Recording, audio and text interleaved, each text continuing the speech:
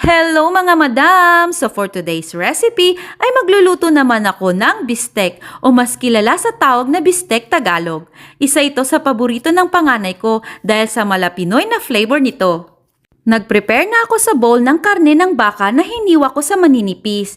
Tinimplahan ko lang ito ng asin, paminta, 2 tablespoon of soy sauce at 1 teaspoon of oyster sauce.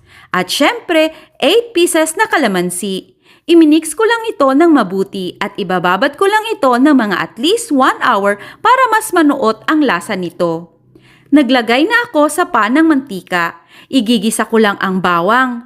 Pagkagisa ay inilagay ko na ang karne na binabad ko kanina.